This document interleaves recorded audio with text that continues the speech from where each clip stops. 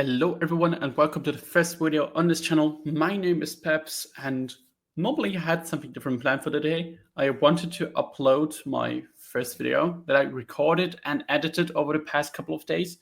But instead we are going to do a instant reaction and just delay the other video for another 2 or 3 days because New Japan decided to do a big questionable decision with Zack Sabre Jr. winning the IWGP World Heavyweight Championship for the second time from Hirooki Goto in a fantastic match. I need to talk about that first. The match was tremendous. It didn't have the emotional heights of the February match, but in terms of just being a wrestling match, in terms of the selling, in terms of the emotions itself inside a match, like it will never touch emotions that the whole Goto moment created, but the whole thing itself was so good, and in my opinion, on the level on the February match. It's something I would, even with the questionable decision, you should check out this match. You will not be disappointed. Really fantastic work from both of them. But yeah, we need to talk about the decision behind it. Zack Sabre Jr. wins the world title for the second time. Goto ends his run at 138 days and 7 defenses, something that caused an outrage on social media. In my opinion, it's well deserved. And in this video and this little breakdown, I want to talk about why, in my opinion, the title change happened. In general, my opinion on the title change and the booking itself behind it. Ghetto as a booker, and what's next for the world title, what's next for Goto, and what's next for Hirooki Goto. And I would just say we jump straight into why the title change happened, in my opinion. And I've seen many theories on social media about, okay, we put 2 Englishmen to the position for the Big Cross UK show. That was the plan. Maybe it was part of the plan. I would imagine that was at least the reason why the title changed right now instead of after G1 Climax. But in my opinion, the sole reason why the title changed back to Zack Sabre Jr. was they promised him that. I think that Goto's title run in February, that started February, was a pivot, and it wasn't planned at all. Because if you look back at the January shows, Wrestle Kingdom, Wrestle Dynasties, they did not do well. The match against Shota Umino was really not seen as great. The Ricochet one was great, but it was just not a Tokyo Dome level match, Tokyo Dome main event level match. And you came out of the show with Hirooki Goto being this hard challenger, and New Japan then decided to just give him belt. But New Japan is a very loyal company, and I don't see any world where they don't want to give Zack Sabre Jr. the flowers he deserved for all the work he did in the pandemic, when he was there, when nobody else was in terms of the foreigners. And he's one of the last few guys that are there from the 2018 era, like that are still playing a major role in the booking decisions these days. It's him, it's Sonata, even though he's kind of like a low carder now. It's Evil, and that's basically it. Right? From like the big names. And of course Hirooki Goto, but well, he wasn't really that much of a guy back in 2018 compared to now. So I get it from that point that I just want to give Zack his title run back because he cut it short for the Goto run. The Goto run was great in my opinion, even though I have my issues with the booking behind it. We will come to that. But now we are back at Zack. And I get it from that point as well, that you have someone who has more history with the potential young guys that are winning the G1 Climax. If it's a Shota Umino, if it's a Yura Tsuchi, even if it's a Ren Narita, right? Like they have a lot of matches with each other for the TV title in the New Japan Cup as well. So that is something they could run back. So for the youth, it might be a more promising sign with Zack as champion that want to focus more on them, but also based on the booking of the last few world title runs, I don't know if that is given. So let's jump into the booking of this whole thing, as well as my opinion on the title change. I kind of made it clear what my opinion is on social media. If you don't follow me on Twitter, maybe you're lucky. I don't think there's a single reason warranted for a second Zack Sabre Jr. world title run. I don't think there's a second world title run warranted, especially with how Goto's run was going, especially how Zack's first world title run did, especially considering everything else that's going on in New Japan right now and what they need. Because New Japan needs a hard champion. New Japan needs a champion that people can get behind. New Japan needs a champion that can transition to the future well. And I think they have found the perfect guy for that with Hirooki Goto. And instead, we are going back to Zack Sabre Jr., who, in my opinion, feels really cold compared to when he won the first belt last year, where they tried to make him this big, big star. And then ultimately, they really achieved that, considering the discussion we are having right now. Right? If Zack Sabre was the big star he is, we wouldn't have this discussion right now. And New Japan really tried to keep Zack hard. Like, I would even argue that he was shoved into every big spot imaginable after losing the belt in February. Even though shoving might not be the best word for it, but he was basically involved in everything big. Like, if we just check what he did from February to now on, right? He dropped the belt. He then went on to the New Japan Cup semi-final, where he goes out against the winner, David Finlay, in a great match. He had in the New Japan Cup also this big, big match against Taichi that went like 25 minutes and was seen as one of the best matches of the tournament. Then in April, he just gets his win back from Finlay, because why not? Like, something that doesn't really happen often, that the guy who gets knocked out in the New Japan Cup from the winner just gets his win back 2 weeks later. Like, that is something they normally do at the G1 Climax, but with Zack, they want to keep him up, so they need to do it right now. And that was like something I didn't really understand, because it totally killed any momentum Finlay has had, in my opinion, combined with what he has going right now with the Evil feud. Then in May, he defeats Hiroshi Tanahashi, and then challenged for the world title in a match that ended in a double pinfall to once again keep him protected, to once again keep in the title picture, because he was already involved in the Dominion angle, even though Shingo got the match. But still, he was one of the two guys that could have walked into Dominion as champion. And, well, he didn't, based on a draw, but it also made it very clear, okay, we want to protect him and we want to run the third match again. And then they set up the third match for Tanahashi Jam, where he now won the belt. He basically was involved in everything big ever since February. He tried to really make him look like the big star he is, even after the title reign, and it didn't really work. So the title win now just feels flat, because everything that Zack could achieve right now is something they could have achieved with Goto, but maybe just better. Because why could you just not have Goto hold the belt if the goal is to put over the future?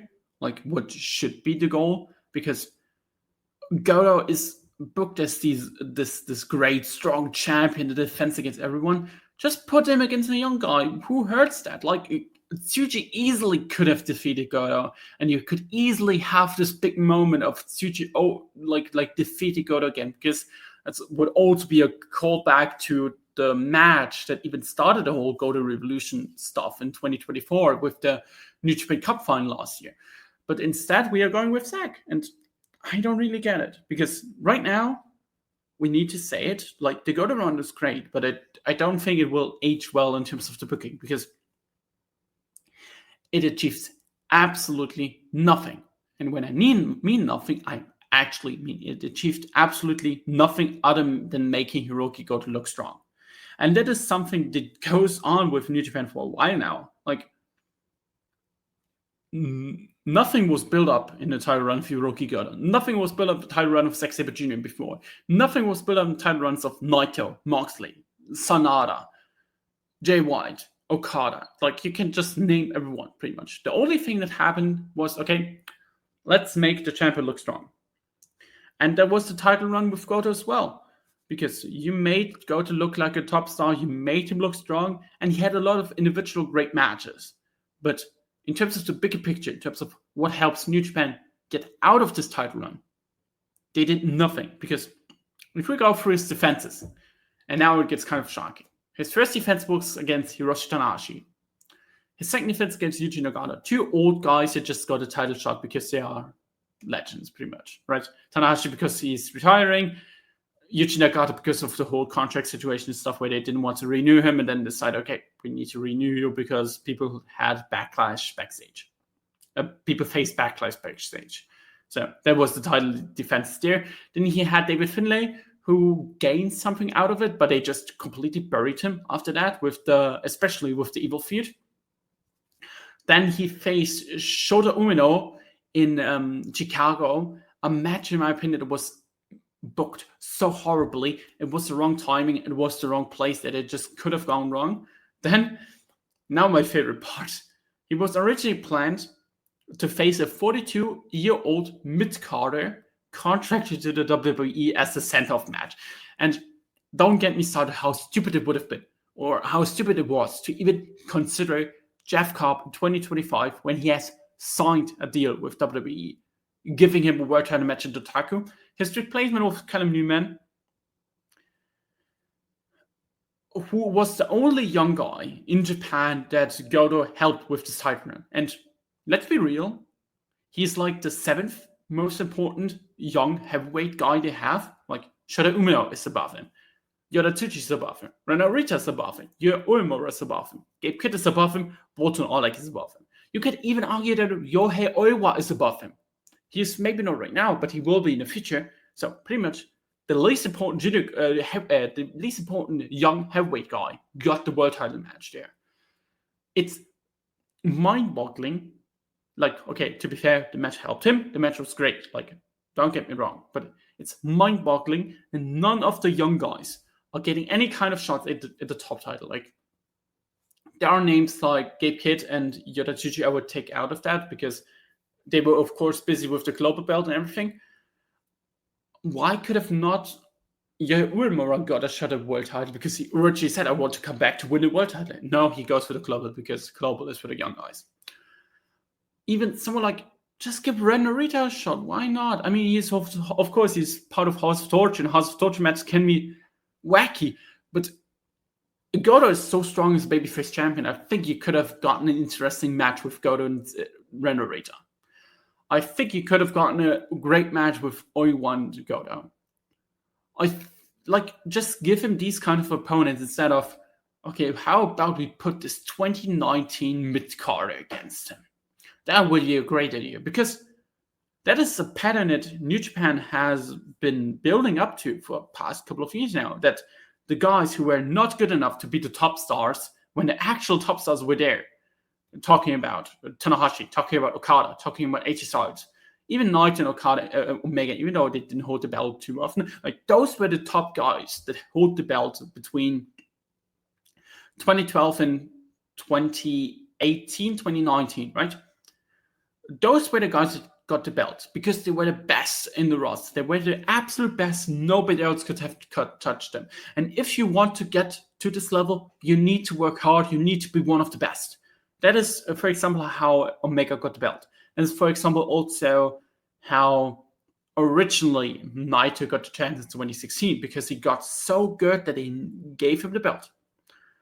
Now, in the past 6 years, we had this champion, and now it's getting mind-boggling. Jay White, Ibushi, Kota Ibushi, Will Ospreay, Shingo Takagi, Sanada, Jon Moxley, Zack Sabre Jr., Hirooki Goto, in the space of 6 years.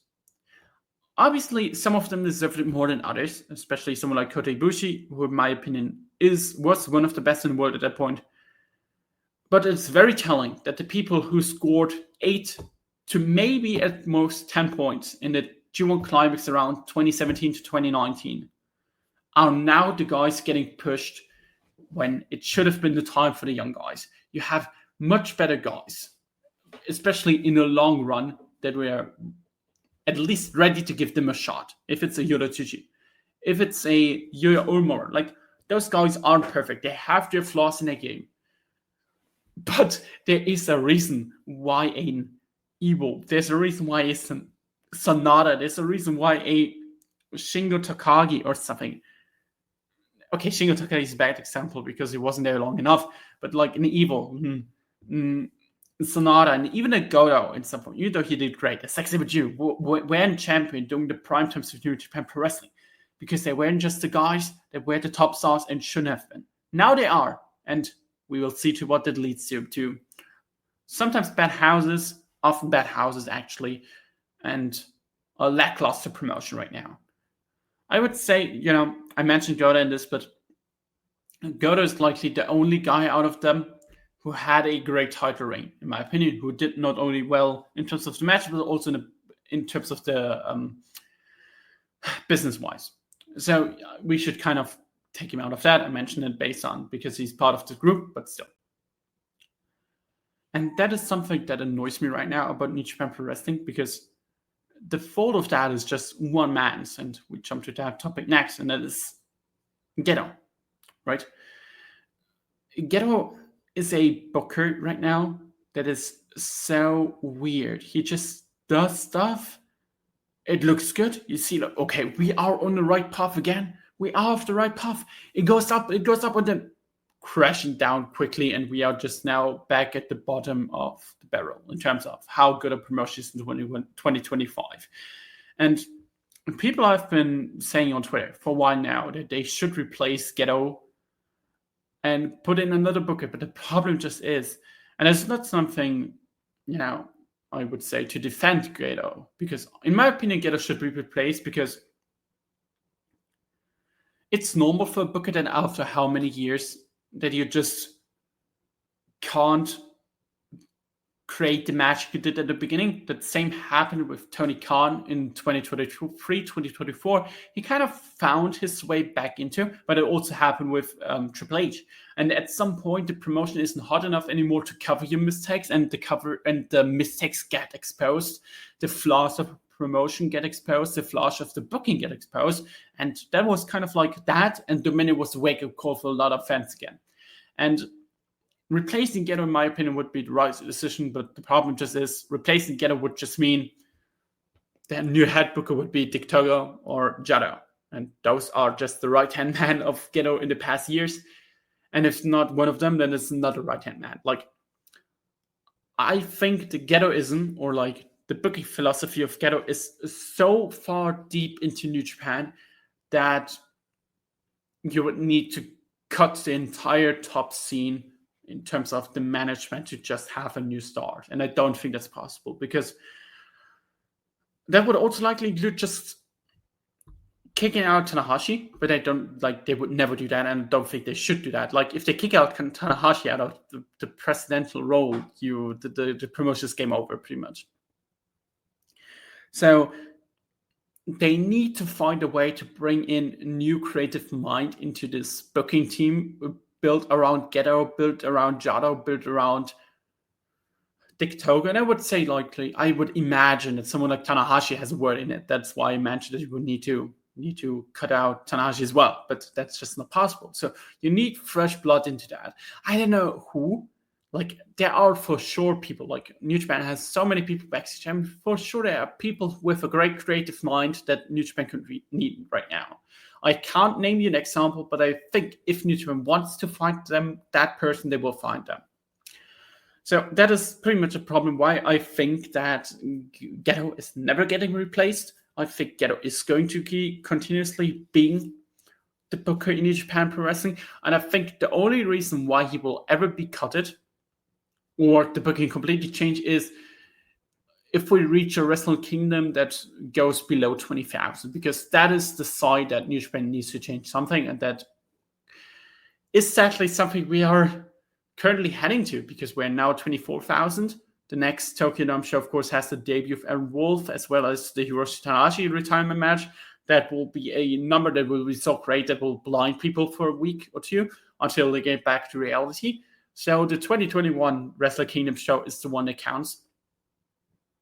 So they have 1.5 years to build up a great main event scene that can draw a great number, because that is should be the last straw that Ghetto gets. The 2027 Wrestle Kingdom show. To be honest, realistically, he can do whatever and just stays in the job because loyalty and all that, but we can hope a bit. Then what is next for the respective three, for Goto, for Zack, and for the world title? I would start with Goto because it's maybe the least important one out of these three. I think that Goto just goes back to being Goto. He will get title challenges here and there. He will lose the title challenges here and there. But the truth is, he will never be IWGP World Heavyweight Champion ever again if everything goes right. And the truth also is, he should never be IWGP World Heavyweight Champion again. And that sounds kind of silly, but the sole reason why he was champion in the first place was, well, he got so hard, right? He got so hard as to achieve his goal to finally become world champion that New Japan had no other chance but giving him the belt.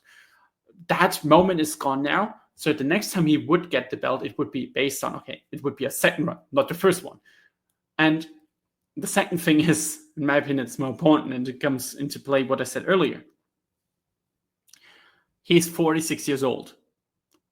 Goto is not a young guy anymore. Goto has maybe 5 years left as a upper mid-carder, maybe 3 years left as a main eventer.